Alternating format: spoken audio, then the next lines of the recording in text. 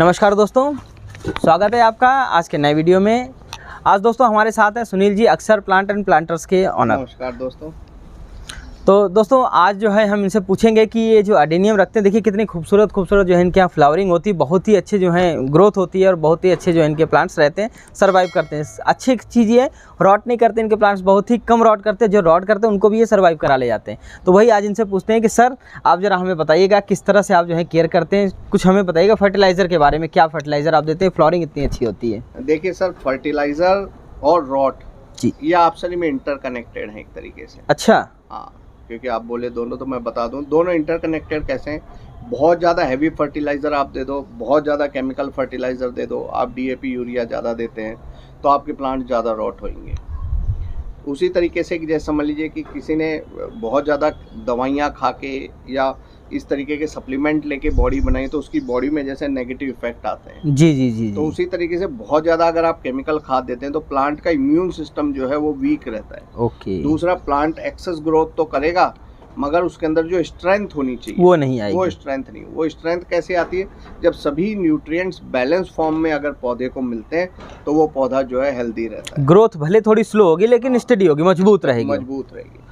Chemical fertiliser में क्या होता है, आप देते हैं और इंस्टेंटली पौधा उनको लेकर के तुरंत उसकी फास्ट ग्रोथ करता है। जी जी। मगर जो स्ट्रेंथ होनी चाहिए पौधे के अंदर वो स्ट्रेंथ नहीं मिल पाती होगी। तो स्ट्रेंथ नहीं होगी तो पौधा रॉट जल्दी होएगा। ओके दोस्तों, देखिए ये सर ने बहुत अच्छी बात बताई है कि अगर आप अडेनियम को या किसी भी प्लांट को अगर आप फर्टिलाइज़र दे रहे हैं तो फर्टिलाइज़र देते समय ये ध्यान रखना है कि आपको फर्टिलाइज़र हमेशा कंट्रोल देना है। आपको क्या क्या न्यूट्रिशन देना है उनका ध्यान रखिए। एक्सेस देने से आपका प्लांट ऐसा नहीं है बहुत तेज़ ग्रोथ कर देगा तो हमेशा अच्छा रहेगा।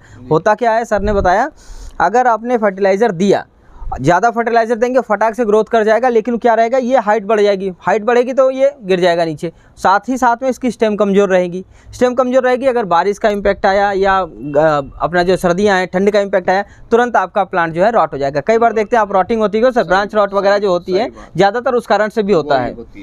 Okay sir. क्या होती है, कच्चे रहते हैं। आप देखिए बहुत सी नर्सरीज में आपको ऐसे मिलेंगे पौधे बिल्कुल हरे, एकदम चमकदार, पत्तियां ही पत्तियां, पास पास में बहुत सारी फ्लावर भी आ रहे हैं, मगर अपन जैसे घर लाते हैं तो पौधा सरवाइव नहीं कर पाता है। जी जी जी। कोकोपीट में लगे हुए। हाँ जी हाँ जी हाँ जी। उसके 2-3 कारण क्या होते हैं। एक तो वो कंट्रोल एनवायरनमेंट में लगे हुए रहते हैं। ओके। मतलब वो पॉली हाउस में उस तरीके से लगाते हैं। लिमिट का वो लोग पानी देते हैं, टाइम टू टाइम न्यूट्रिएंट्स देते हैं, तो वो बहुत फास्ट ग्रोथ करता है।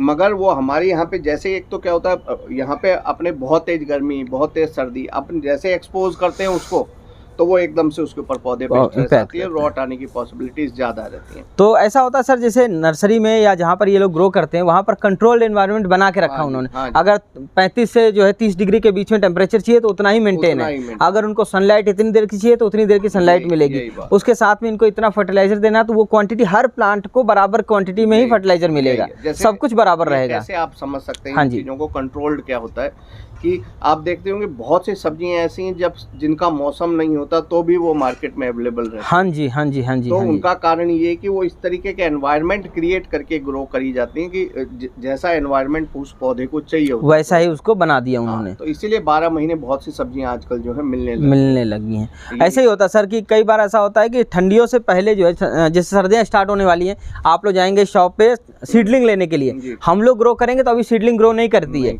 उनकी सीडलिंग में फ्लावरिंग आने लगती है जब हमारी सीडलिंग ग्रो करने का टाइम आता है। तो वही करते होंगे वो लोग कि कंट्रोल एनवायरनमेंट में ग्रो कर लेते हैं, पहले फ्लावरिंग आ जाती है तब वो हमको देते हैं। तो हमको मैच्योर प्लांट मिलता है जब ग्रो करने का टाइम होता है उसी टाइम में, है ना सर? सही बात है। ओके, तो ध्यान दीजिएगा दोस्तों, कंट्रोल एनवायरनमेंट के कारण उनके प्लांट अच्छी तरह से ग्रो करते हैं क्योंकि सब कुछ कंट्रोल रहता है। एनवायरनमेंट से लेकर के, फर्टिलाइजर से लेकर के, वाटरिंग से लेकर के, और सर सॉइल मीडिया, ये सबसे जरूरी है। कोकोपीट में वो लोग करते हैं लेकिन उसमें भी कई तरीके की चीजें मिलाते हैं वो लोग। एक्चुअली क्या होता है, कोकोपीट ना ऐसा न्यूट्रिएंट नहीं होता कोकोपीट में कोई भी। जी जी जी। कोकोपीट सिर्फ जो है आपकी जड़ों का, जो पौधे की जड़ें हैं उनको सपोर्ट करके सीधा रखने का ही काम करता है। अच्छा। समझे कि कोकोपीट जो है वो मीडिया है और इसके अंदर ग्रो होता है, उसमें कोई न्यूट्रिएंट नहीं होता है। वो सिर्फ एक बेस है जिसके अंदर आप जो है पौधे को खड़ा रख पा रहे हैं, मतलब एक खाली आपका सपोर्ट के लिए दिया हुआ है। दूसरा, उसको ट्रांसपोर्ट करना इजी रहता है क्योंकि लाइट वेट रहता है। हाँ जी, हाँ जी, हाँ जी।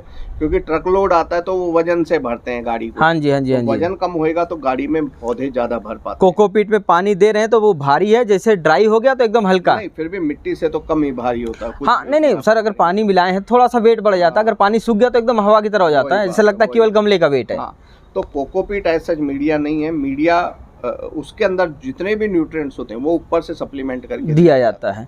जैसे हाइड्रोपोनिक होता है, उसमें पानी चलता है, न्यूट्रिशन अलग से मिलाए जाते हैं, सेम उसी तरह से। पानी में न्यूट्रिएंट नहीं होता है। हाँ, तो सिर्फ एक बेस मीडिया हो गया जिसके थ्रू आपको जो है दिया जा रहे हैं। बिल्कुल, उसमें न्यूट्रिएंट जो है अलग से ऐड किए जाते हैं। खाना नहीं खा रहे, समझ लीजिए कोई पर्सन खाने नहीं खा रहा है, ज्यादा बीमार है, तो हम उसको ग्लूकोज चढ़ाते हैं। हाँ, तो ग्लूकोज की बोतल में ही जो है अपन मेडिसिन वगैरह चीजें जो डाल देते हैं, तो उसको वो पानी के थ्रू ही जो है वो ग्लूकोज की पानी के थ्रू मिलता रहता है, उस व्यक्ति को मिल जाता है। तो इस तरीके से जो है वो पौधे तैयार किए जाते हैं। अब अपने यहाँ लाते ही जो है वो स्ट्रेस के कारण फिर वो खराब हो जाते हैं जी। तो इसके लिए जो है मीडिया बहुत इंपॉर्टेंट है। आगे हम मीडिया के बारे में थोड़ा डिस्कस कर लेते हैं। ठीक है। मीडिया जो है कोर्स होना चाहिए। कोर्स मतलब थोड़ा भुरभुरा होए, थोड़ा उसमें पानी कम रुके। और एक चीज़ इम्पोर्टेंट क्या है कि हर स्टेट का, क्योंकि इंडिया एक बहुत एनवायरमेंटल कंडीशंस के हिसाब से बहुत डाइवर्सिफाइड है। जी, बिल्कुल, हर जगह पे जो है अलग तरीके की एनवायरमेंटल कंडीशंस है। कहीं एक्सट्रीम कोल्ड है इंडिया में, तो कहीं एक्सट्रीम हॉट है, कहीं एक्सट्रीम रेन है, तो कहीं जो है रेन बिल्कुल भी नहीं है। कहीं ह्यूमिडिटी बहुत ज़्यादा हाई है, तो कहीं ह्यूमिडिटी जैसे राजस्थान में बिल्कुल नहीं रहती है। हाँ जी। तो इस तरीके से जो है मीडिया बनाते टाइम आप ये ध्यान रखिए कि आप किस स्टेट से बिलोंग करते हैं और आपके यहाँ पे एनवायरनमेंट कैसा रहता है। ओके। एक कॉमन फार्मूला सबके लिए लागू नहीं है। कहीं अभी जैसे चलन आ रहा है कि सिंडर में लगाओ, तो आप राजस्थान के आदमी होकर अगर सिंडर में एडेनियम लगाएंगे तो नहीं सर्वाइव करें। दोस्तों, ये बात सर ने बताई है कि देखिए, अगर आप यूपी में रह रहे हैं, यूपी के भी किस एरिया से आप बिलोंग करते हैं, उसमें वेदर किस तरह का रह रहा है। अगर आप यूपी में भी थोड़ा सा पहाड़ की तरफ क्षेत्र में हैं, आपके यहाँ वेदर ठंडा है, तो आपकी मीडिया अलग रहेगी। अगर आप थोड़ा सा इधर आते हैं अपना दिल्ली साइड में, वहाँ का एक्सट्रीम वेदर रहता है, चाहे विंटर हो चाहे अपना समर हो, कोई भी वेदर हो, एक्सट्रीम लेवल पे रहता हो, तो उसके लिए आपको अलग मीडिया बनाना रहता है। साथ ही साथ में अगर आप एमपी की तरफ जाते हैं तो उसका वेदर अलग है, वहाँ पर हीट रहती ज़्यादा, वहाँ का आपको अलग मीडिया बनाना पड़ेगा। आप अगर साउथ साइड से आ रहे हैं, साउथ साइड में अलग टेम्परेचर है, मुंबई की तरफ है तो उधर अलग टेम्परेचर है, अगर आप जो हैं बंगाल के साइड हैं तो उधर अलग टेम्परेचर है। तो इसे जिस स्टेट के आप हैं, जिस जगह का आप हैं, उस जगह पर कैसा वेदर है, कैसा टेम्परेचर रहता है, कैसा सस्टेन करेगा पौधा, ये आपको ध्यान रखना, उसके हिसाब से आपको मीडिया बनाना है। तो सर, मीडिया में क्या क्या चीजें होती हैं जिससे हम चेंज करके अपना मीडिया बना सकते हैं? इंपॉर्टेंट चीज है, वर्मी कंपोस्ट जरूर मिलाएं मीडिया के अंदर। वर्मी कंपोस्ट कंपलसरी है। देखिए, वर्मी कंपोस्ट में क्या, एक तो कार्बन होता है। कार्बन पौधे के लिए सबसे इम्पोर्टेंट चीज है। कार्बन, सर कार्बन में अगर कोयला डाल दे तो नहीं चलेगा? कोयला डाल दे चल जाएगा, पर अवेलेबल फॉर्म में वो इतना नहीं हो पाता, मेरी जानकारी। हाँ, नहीं, ठीक है, आप सही करें, क्योंकि देखिए जो वर्मी कंपोस्ट है वो तो डिकम्पोज किया हुआ है, वो तो फटाफट काम करेगा। कार्बन के अलावा ना माइक्रो न्यूट्रिएंट बहुत सारे होते हैं, ग्रोथ हार्मोन्स भी होते हैं, क्योंकि केचुए जब बनाते हैं ना उसको, हाँ जी, तो तीसरी बात उसके अंदर जो है इस तरीके के एंजाइम्स होते हैं जो पौधे के लिए बहुत लाभदायक होते हैं। हार्मोन्स होते हैं, माइक्रो न्यूट्रिएंट होते हैं, और वो कार्बन का रिसोर्स आपको पता है। जैसे हम अगर एक पौधा है, अगर उसको सुखा करके जलाते हैं तो उसमें 90% जो पार्ट बनता है ना, वो कार्बन ही है। अच्छा। अपन इतनी सारी चीजों पे फोकस करते हैं यूं, मगर पौधे का जो बेस है ना, वो कार्बन ही है। हाँ, हर चीज का, क्योंकि कार्बन तो पूरे यूनिवर्स में सबसे ज्यादा है, तो इसका भी बेस लास्ट में तो कार्बन नहीं बनता है। तो अगर इसको कार्बन ठीक से मिलेगा तो ये आगे ग्रोथ भी अच्छी करेगा, स्ट्रेंथ बनी रहेगी इसकी। कार्बन में क्या होते हैं, जो लाभदायक जीवाणु होते हैं वो रहते हैं। कार्बन आपके अंदर, इसके अंदर मीडिया में रहेगा, तो वो ओवरऑल हेल्थ के लिए जो है, प्लांट के लिए बेनिफिशियल रहेगा। पहला वर्मी कंपोस्ट, दूसरा गार्डन सॉइल जरूर मिलाएं। ओके। गार्डन सॉइल सर कैसा रहेगा? अपनी लोकेशन के हिसाब से मिलाएंगे, लोकेशन के हिसाब, क्योंकि मान लीजिए कहीं पर चिकनी मिट्टी ज्यादा होती है, फिर आप अच्छा कम मिलाओ। जैसे एमपी की तरफ थोड़ी काली चिकनी, हाँ, कोटा बारा की तरफ भी काली चिकनी मिट्टी है, तो वो कम मिलाना है। जैसे आंध्रा की तरफ वो लाल कलर की चिकनी मिट्टी है, वो कम मिलाएं। वो क्या, पानी को बहुत ज्यादा होल्ड कर लेती है, रूट बाउंड कर देती है, हवा नहीं होती, एरेशन मतलब साफ ये कि अगर आपको प्लांट को अच्छे ग्रो करना है तो एरेशन टाइप का मीडिया बनाना है कि उसमें एरेशन होता रहे।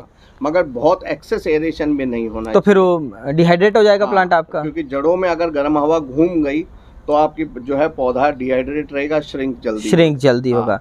तो वर्मी कंपोस्ट, थोड़ा जो है गार्डन सॉइल, तीसरा बजरी जो रिवर सैंड होती है वो ले लीजिए, थोड़े कंकर ले सकते हैं। इन सबको मिक्स करके आपके एरिया के हिसाब, आपके यहाँ ज़्यादा बारिश होती है तो आपको जो है सिंडर में आप लगा सकते हैं। हाँ जी। कंकर पत्थर आपको ज़्यादा मिलाने पड़ेंगे, तो उसमें आपको जो है ज़्यादा मिलाने पड़ेंगे क्योंकि पानी भरा नहीं रहे आपके पॉट के अंदर। हाँ जी। और आपके यहाँ समझ लीजिए कि बहुत कम बारिश है तो थोड़ा पानी रोक के इस तरीके का मीडिया रहना चाहिए, जो है उसके अंदर लगा। तो सर एक चीज़ बताइएगा कि पानी जो होता है अडेनियम के लिए पानी नुकसानदायक है या फायदेमंद है? ये एक बहुत ही बड़ा सवाल है क्योंकि मेरे व्यूवर्स भी पूछते हैं, कंफ्यूजन रहती है।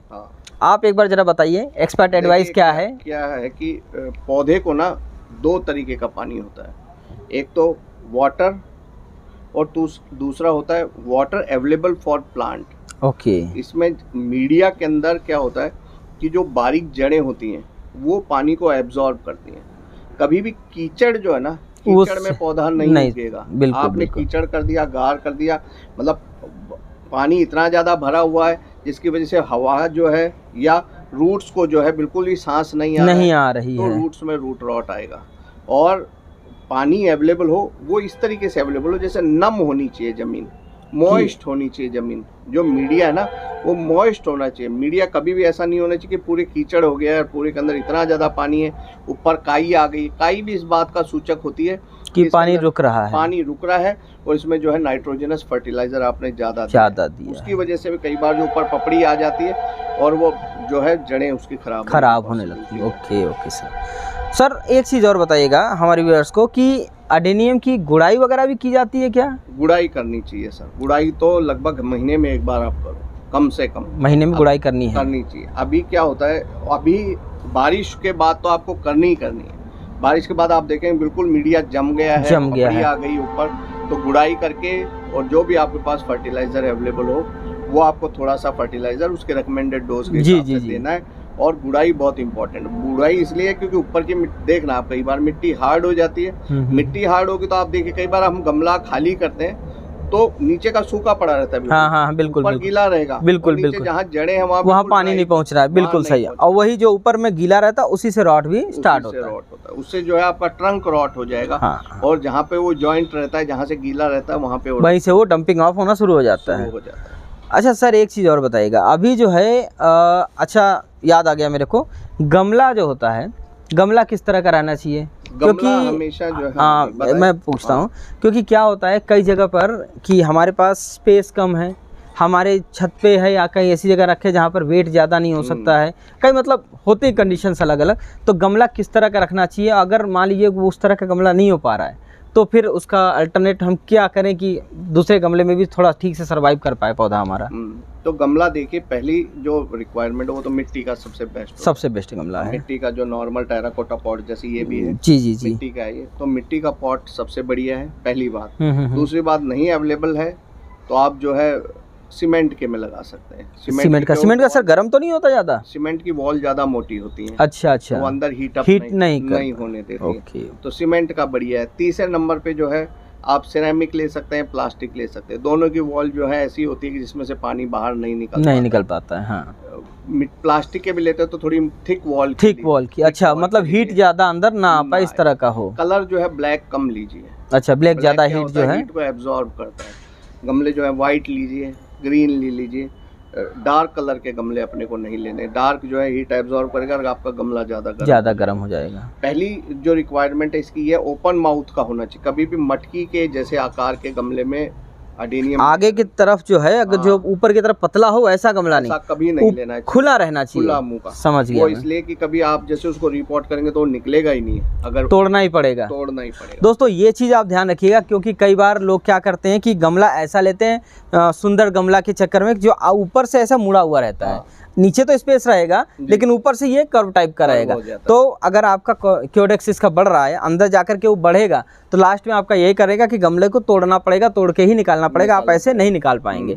और साथ ही साथ में आपका क्योडेक्स अगर बढ़ गया है, गुड़ाई भी नहीं कर सकते हैं, आपको ये भी नहीं पता चलेगा कि उसमें पानी रुक रहा है कि नहीं रुक रहा है, समझ में भी नहीं आता है। और खुला रहेगा तो हवा से जो है पानी उसका उड़ता भी रहता है। कोशिश कीजिए बहुत गहरे गमले नहीं लें, बहुत गहरे नहीं लेने, मतलब 6 इंची गहरा तो कम से कम हो, उससे ज्यादा कम भी नहीं होने चाहिए। मतलब पौधे की साइज के हिसाब से आप ले। Okay okay. दूसरा ओपन माउथ अपने को लेना है, इस तरीके का टब हो कम से कम। ठीक है, इस तरीके से, मतलब यूं देख लीजिए। अगर बराबर रहेगा तो भी नहीं चलेगा, थोड़ा सा आपको ओपन माउथ का लेना है। 60 डिग्री तो उसका साइड का एंगल कम से कम हो, जैसे इसका तो फिर भी ज्यादा है, इसका आप जो देखेंगे तो 70-80 के करीब है ये। जी जी जी जी जी। तो 60 डिग्री लगभग इतना होता है, 45 इतना होता है। हाँ, 60 डिग्री तो मिनिमम जो है उसका चाहिए।